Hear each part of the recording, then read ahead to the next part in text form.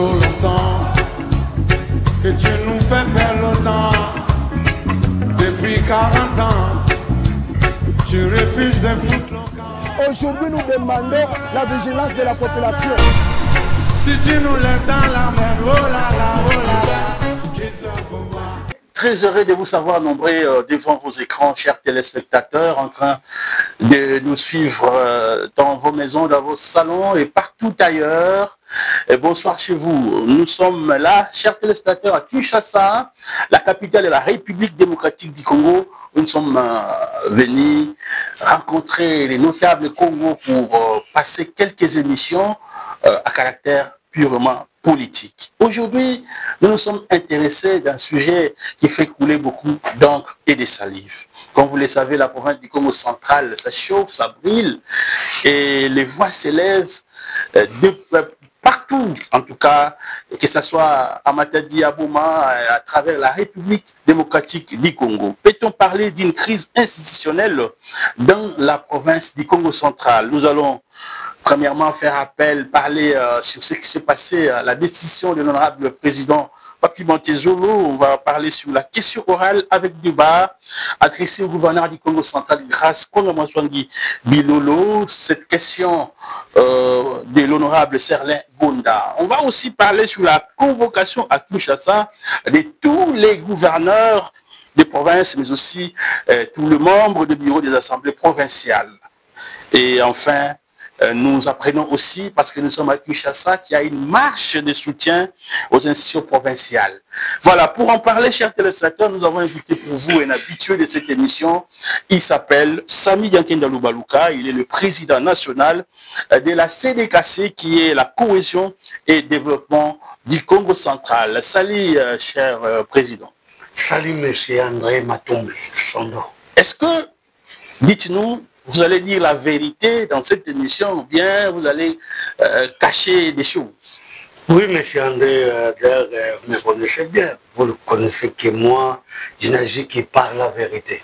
Tu me dis que la vérité, chez moi, il n'y a pas de place pour le mensonge. Le mensonge n'a pas sa place à l'endroit de notre invité, Samy Diankenda Lubaluka. Donc, vous allez pour préparer déjà la ceinture Nabino parce que Kouinda. Alors, Samy Diankenda, tout le monde a la province n'est pas yeke. Kaka na Congo central, te choko pe kuna yindi. Boye, balongo la président, balongo la gouverneur. Déjà, on n'aurait pas vu maintenir la c'est à Sotaki, tous les lots d'un président, il y a assemblée, honorable Swami Paka Victor. Oui, merci. Vraiment, Ndenge Outi Koloba, Mboka na biso ya Congo, actuellement, ils ont un peu de turbulence et belé. Tout ça, d'abord, on a un problème où ils ont dérangé biso ma casse, où ils sont à Est, où il y a Bitumba ya Est, où voisin na biso Rwanda, où il y a même na kati ya Mboka na biso, où ils ont soutenu les rebelles ya AFC na M23, oui, bien, parce qu'on a mis Konzi Mboka, bazo bunda, pour bazo sa kimia na kati ya Mboka, toujours mon a, mais fort, où il y a son excellence, monsieur le président, à ça qu'on s'en a voyagé par-ci par-là, on a diplomatie, il y a maison menée pour guerre islamique à l'Est. Mais à niveau, il y a ma province, tout le monde est bilifé dans ma casse. Ils ont ma casse, toujours là, par-ci par-là, il y a une assemblée provinciale, il y a un bureau, ils ont pour remplacer le bureau SICA. Et puis, toujours, il y a un niveau de la province, il y a une assemblée, il y a un gouverneur. Il y a pour la mission au Congo central, d'abord, les gens toujours gangaka, toujours le bakamet fois, où ils sont vraiment d'accord par rapport à la crise de l'institution, il y a un cannabis au main, parce que là, actuellement, tous déjà dans le bureau à Sika. Ils ont le nouveau président Swami, pas qui n'a pas si monté président Oyasika, il y a bureau ensemble provincial, le honorable Papi Montezolo, Oyazalaki wana, nous vraiment jusqu'à ce que sa démission malgré tout ça, mais dis-moi, à mon choc, Fuma Bangunda. pour ngunda nyonso ya Congo central yandi nde mutu ke vana ka donc fuma ba mais an ko waka ba ko ici nouveau bureau ye wana oyo to tombeli d'abord plein mandat mandat moko ya malamu bosala musala ndenge sengeli. Voilà, merci bureau oyo e ya kosala vraiment pour la population assez présente. Voilà, bonne chance dans le nouveau bureau de l'Assemblée provinciale et à Congo central. On ne parlera plus du passé. On n'aurait pas pu m'attiser à Makakita Naye. Le président Victor Nswami Mpaka. Alors, Balobi, Sondo, et ça, le épisode. Et ça, le épisode. Donc, après, Papi Mantezo, les Kozala, grâce à Maswangi Bilolo. Tout ça na Kinshasa, c'est vrai que yamba qui dernièrement, mais au bengi biso na lomango, on le dit trop c'est trop il faut loba. Question orale et quota qui avec débat, on va adresser et pas à gouverneur Grace Bilolo et pas à honorable Serle Gonda, où il y a Eli, il y a Madimba je crois. Alors, Lio en tant que moi na Moka, en tant que muto au défendre la valeur. Au cours de nous pour la question orale avec Niba. Pour monsieur Sondo, André Matombe, d'abord, il y a Mawamingi pour la province de Nabiso.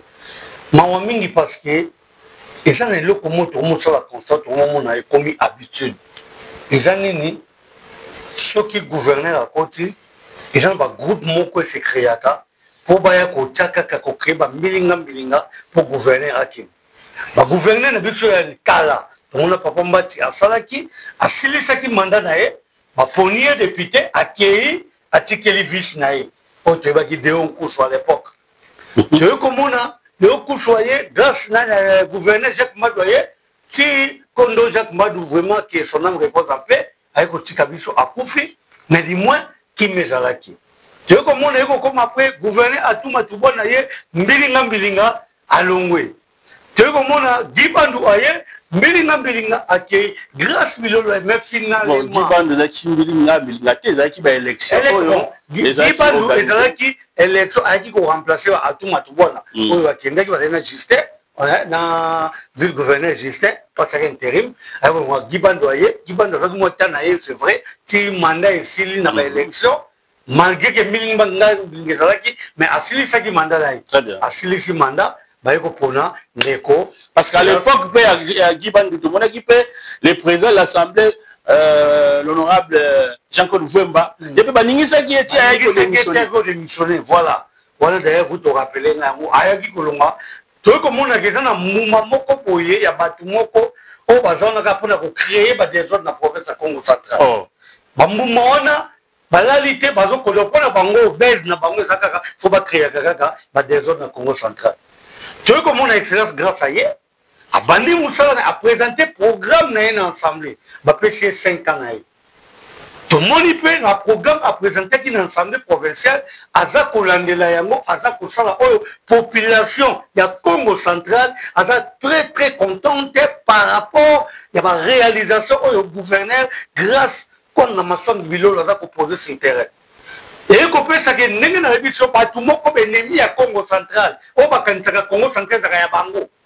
Parce que ça va tout bazali, on va quand même Congo central à Bango. Ah bon? On va m'écoler trop tard à Kabato, trop la Bango, trop la Bango, parce que ça ne peut plus continuer.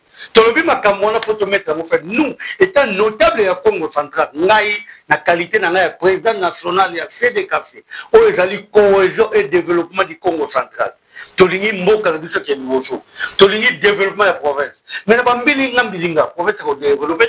Merci président Sami Diankenda Lubaluka. En tout cas parmi ba Congo oyo tant de na Kinshasa ba oyo ba Lubaka et à chaque fois soka yema tadi alekaka Lubaka Sami Diankenda azali wana tala abengi biso na Lumango poto sala émission na ye.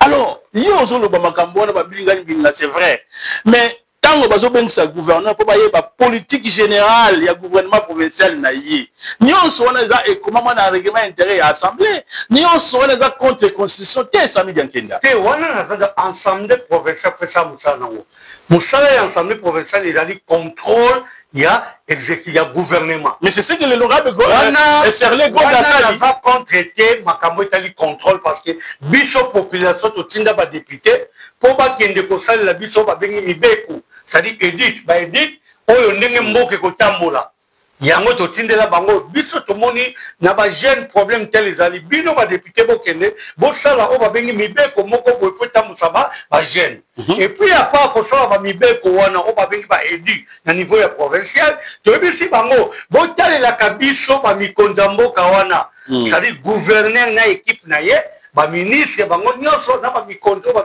diriger ba entreprise pona ba di ba mbongo ya l'état te pour basala musala oyo population a recevra nango wana y a pas un problème pour na Itali mandat ou batali question orale avec débat il y a pas de procédure démocratique. Donc vous voulez que les gouverneurs là c'est démocratique mais à l'époque cette question va poser à l'époque gouverneur oyo les cas qui wana gibandu ba benga kaye aboya kako ke ngana telemaka na sala ka émission na yebi chaque conseil politique né à l'époque mais c'est Flori mais pourquoi aujourd'hui le gouverneur a qu'à s'exprimer devant l'Assemblée? Ce qui est c'est que vous avez vu qu'il y a tout un problème. Donc, ça va député, gouverneur. Ce n'est pas mal. Gouverneur, son excellence, grâce Kwanga Maswangi Bilolo, a kokende koyanola, mituna oyo bakotuna ina ba député, pour y a présenter qui programme naïe. Le programme est présenté qui? Est-ce que Azako Lande, le programme Wanandenga présenté qui yango? Ce qui oui, il va répondre. Ce qui va tourner par rapport à Kanyaka, Yambongo. Naebi que le gouvernement est travaillé par rapport à Yambongo. Encore répondre parce qu'il y a un élément. Espérons qu'il y a un élément. Maintenant, on est allé bilinga, on est allé mettre caché. Tobengi sa gouverneur aya même à lobby na malamu même à défendre malamu même à lobby biloko moko oyo make oui azana raison na ye mais ye comme na ye to ça il a émotion parce que déjà je vous informe to ça la matoy toyoki yango motion aya à se défendre mais comme on a la motion de censure il y a des institutions gouvernementales mais là qui yo nyoso ça mala Kinshasa bozomo na ba défilé au ba sala non ba député et provinciaux plutôt ba uti na Kinshasa awa to moni ba tamboli ba sali ba réunion awa to mona ki bango yo mona ki bango ba sali ba réunion awa mona ki bango ba sali ba bandi ko panta to moni ba tebele ba sali même ba lobeli ya gouverneur oh ba jeune oh ba kingandi to moni ndenge ba député et puis ba politicien ba komi ko utiliser ba tuwana po ba panza masolo au niveau ya Congo central yango biso c'est kasi ngai président national na équipe na toujours ba gare à tous ces gens au bazo sa désordre na province ya Congo central totika pouvoir etambola na ndenge na yango pourquoi ba gouverneur so ba yeba si saka mandaté. Pourquoi Tolinika Kato déranger Bango Bino Oyo Bozo le Kabo créer ba désordre na Congo central tout ça na regard vers Bino va jeune bazo utiliser pour na kanyaka mike bazo pesa bino ba mbonga mike Oyo et comme ça la coûte le comment ote na vie na Bino pour na boke de panza bo créer la télévision toujours là dans la télévision mais ça fait la honte na bato bazala ki na président ancien président de l'Assemblée provinciale Papi Matezolo oyo bazala ki na gouverneur bazala ki na ye ba collaborateur bazumi sala lelo ba komi koleka contre parce que ba pesi bango susuri mo ba kanyaka moko to yebi bango et puis dans les jours qui viennent gare à vous Bino bobenga ka soi-disant ba leader Bino, bobenga soi-disant et na mikolezoe na sala na kana sala école moko ya formation pour ba qu'est-ce que qui est leader. Voilà, si tout va jeune, on va benga des jeunes leaders, on va former des gens pour te ba nani va benga les jeunes leaders. Alors, gouverneur grâce Bilolo toujours on a question orale avec débat. Gouverneur grâce Bilolo ebelé au babana ko soutenir tout comme komona ebelé ba comme ko tikae.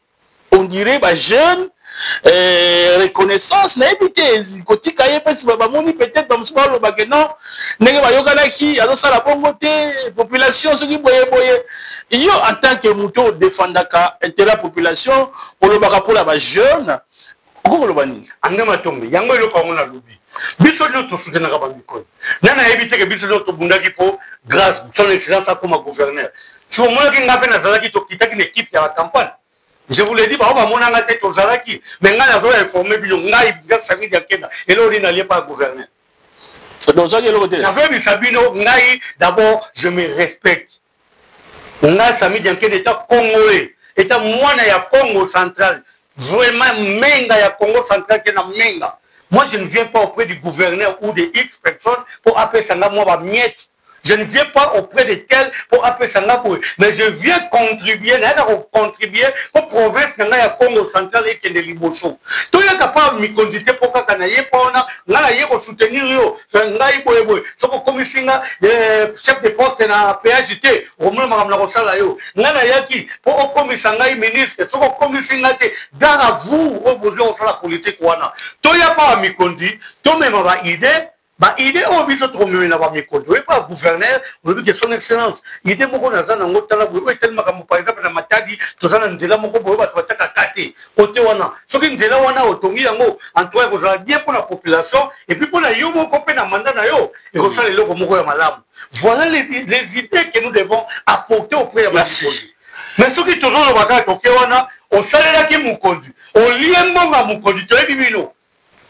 Bibi non de boza Kishasa na mubi bango bazote mwana ba hotel na Kishasa mais na yebisa o Charles Ndungi na mona Kishasa na Kishasa Charles Ndungi oyo azalaki chef de poste de la police kama kambu ya kobata mate na zapi na contre Charles Ndungi c'était ami to benganaka na benga Charles nous sommes à table du Charles to benganaka mais politique o bande ko na Congo central ba mo sala yango te moi étant un écho, pas un écho. Permettez-moi parce que quand commandant Tchemi, alors bah qui un écho, ils ont la catégorie. Voilà, on a vu ça cabino. Mais tu ne peux pas dire que Congo, non.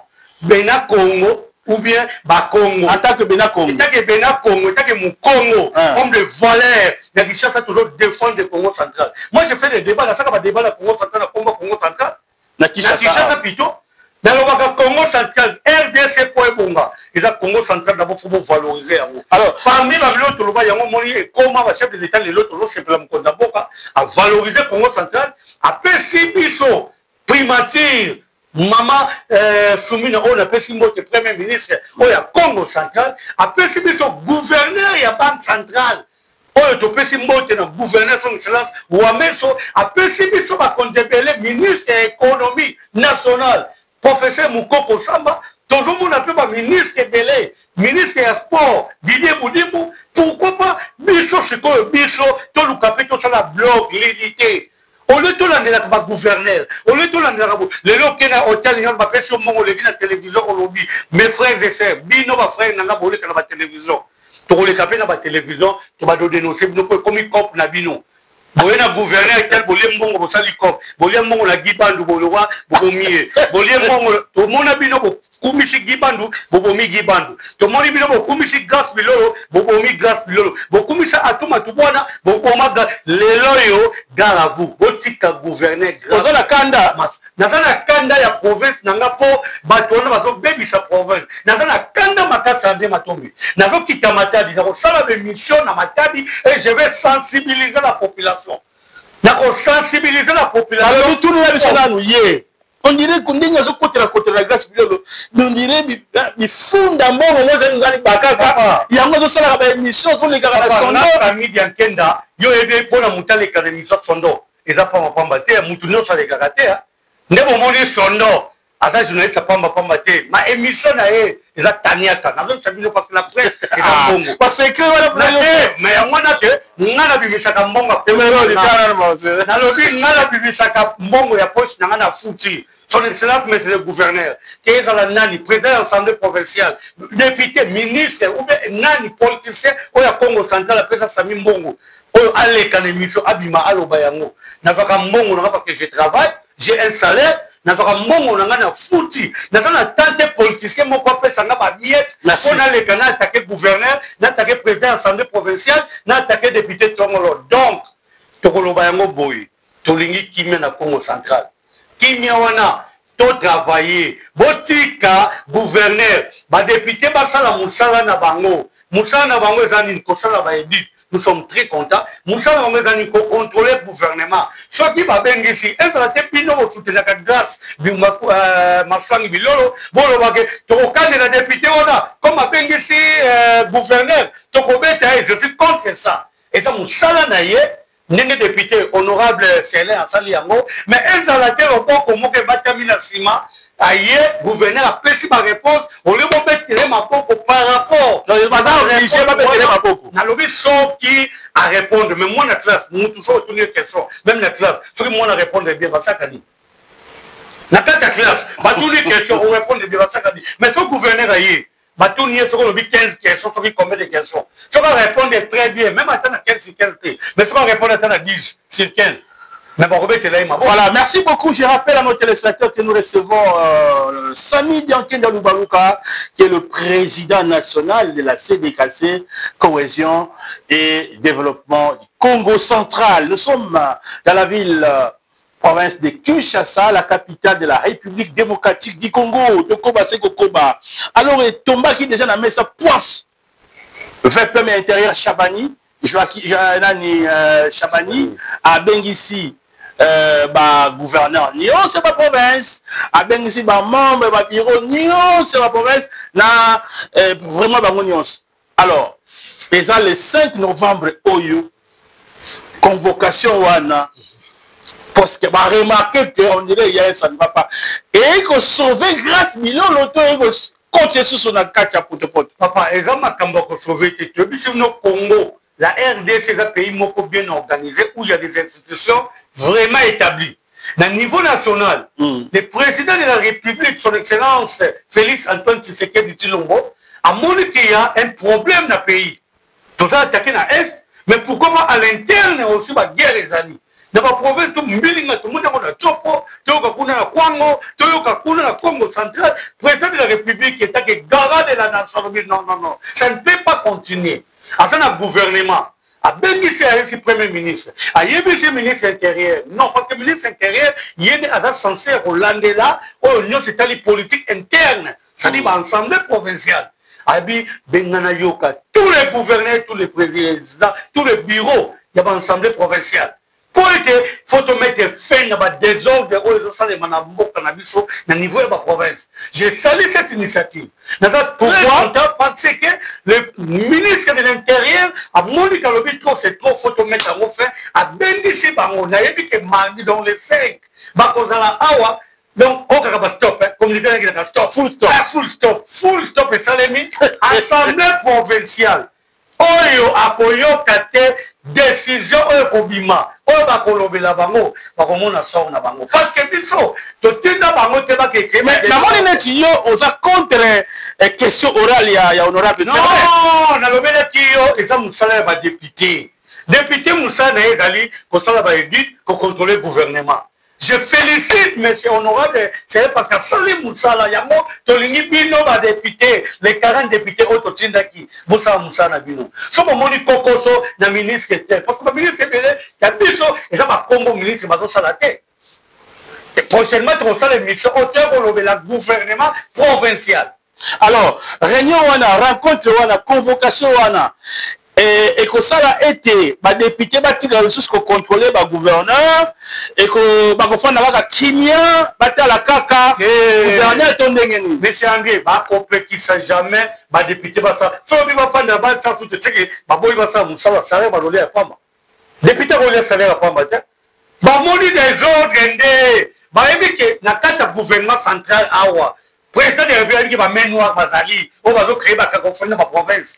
Na lobaka ko ba mengo ba na awa na Kinshasa bazali o bazobenga bango bazosa ba réunion butu o ba réunion no salema et salemi chali ya solo o me ba réunion salemi no kela ki awa Kinshasa ba réunion salemi to mona ki ba député ba yaki ba koti ba réunion est-ce que ça interdit na ba député ba sala réunion na lobi na lobi te na tanga comment interdiction na lobi ba réunion salemi ba réunion salemi ce qui va réunion on est bozala qui est vraiment des bozala on a pas professeur qui est bosso bravo mais ce qui est en réunion oyo mutu wana to nto mona ete ma mingi. Voilà, alors nous osons croire que le 5 novembre à Kinshasa comme doza awa en tout cas na mosala nécessaire na ba député na gouverneur na vice-gouverneur boya manga malam si peut na bengi na téléphone yamba pe téléphone yo député zo kangai vraiment parce que na reposer une question. Alors bientôt to kosi sa émission na biso touti komona ba image yango na bazali kotala tata gouverneur ake kotala ko pesa mboto lokumu na président de l'Assemblée provinciale ya Congo central mwana mboka Victor Swami Paka batuni gouverneur question à la crise institutionnelle eza na ngote kokende kuna déjà pona yo omoni yango ndenge. Mais c'est ça la collaboration tolobi na province toutes les institutions les trois pouvoirs pouvoir législatif, pouvoir exécutif, pouvoir judiciaire. Gouverner les provinces, tout le monde a un conseil de sécurité. Tout le monde a un pinga, tout le monde a parfois un procureur, tout le monde a un pour dire. Étant pour représenter un chef de l'État dans la province, mais c'est le gouverneur. Ceux qui chef de l'État, ça va qui vient à Congo. Mais pourquoi pas gouverneur à Salayango? Président, ça met nouveau bureau et côté.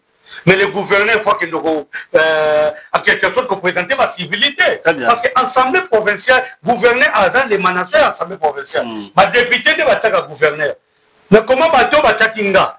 Bato Bazana, bureau. C'est déjà un bon signe. Oui, il y a une bonne coopération. Notre gouverneur, en tout cas, le gouverneur n'a pas son excellence grâce Kwanga Mastang Bilolo. Non, c'est un brave.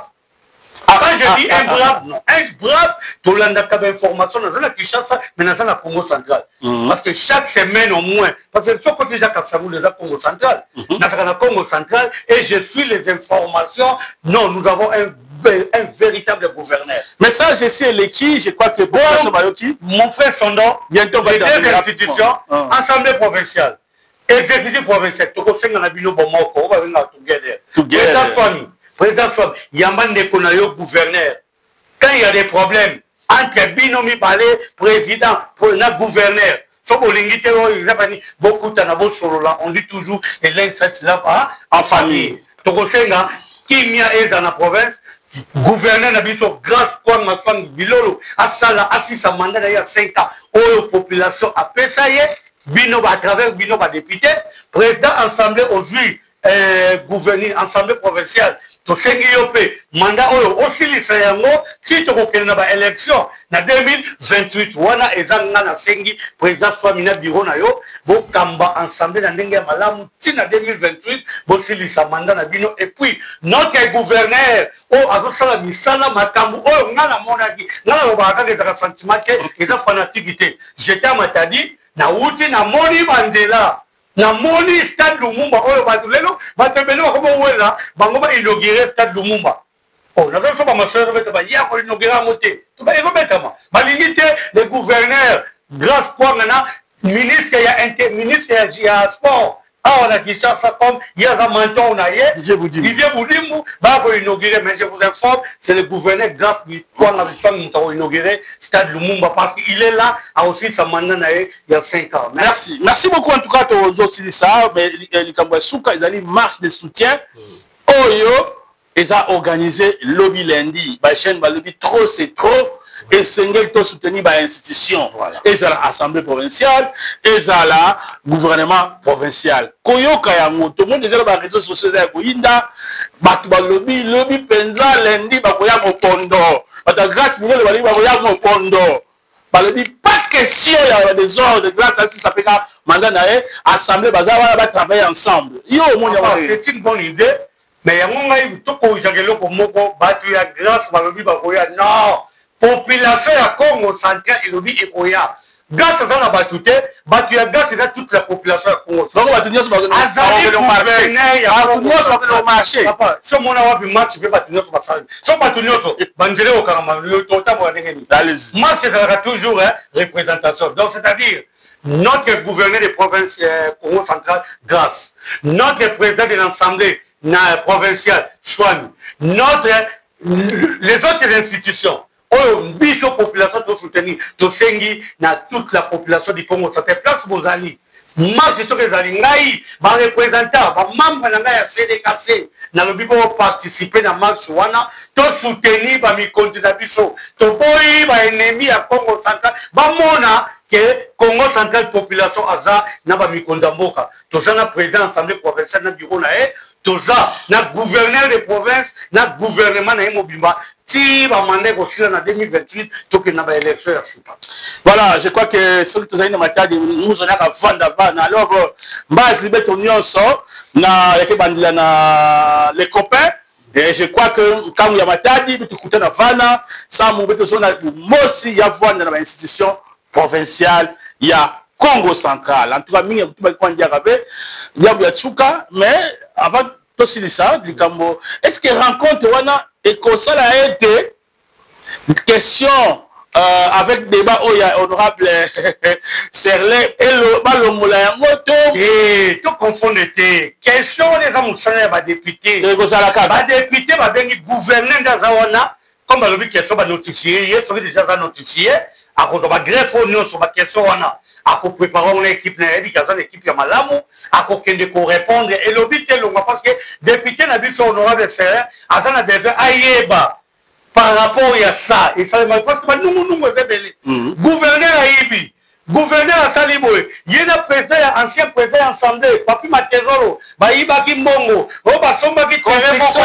assemblée provinciale, siège assemblée, autant, Oba Sombi terrain à 1 million, tout le monde, Soni Naba, tout le monde, Oba Koré Kolobate, en tout cas, permettez-moi, d'accord, Kolobaro, même Oto, Tinda qui m'a mandaté, le mandataire qui m'a député, même député, vous êtes quand même député provincial, vous avez un poids, vous avez député, vous avez un moukete.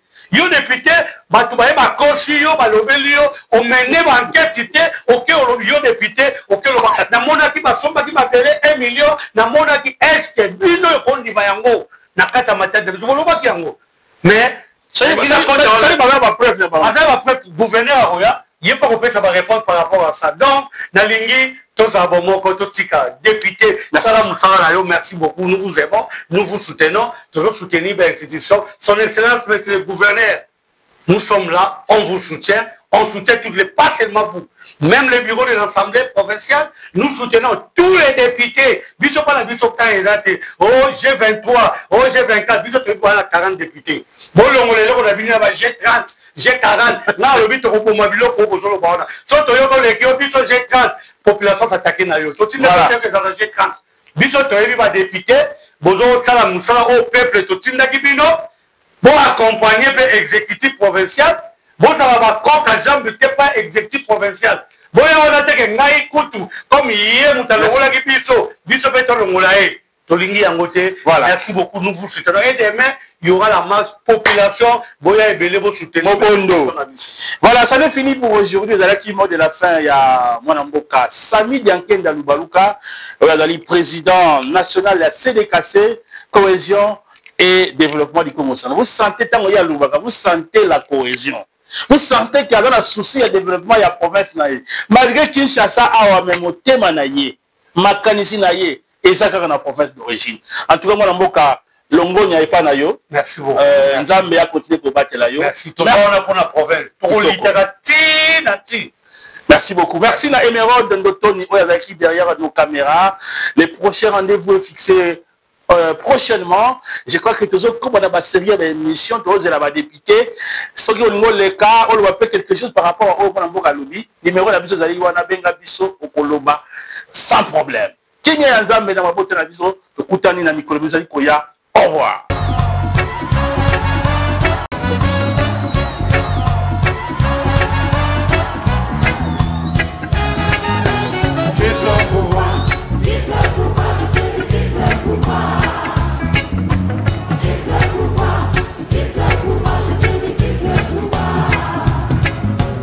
Trop longtemps que tu nous fais perdre le temps. Depuis 40 ans, tu refuses de foutre le camp. Aujourd'hui, nous demandons la vigilance de la population. Si tu nous laisses dans la merde, oh là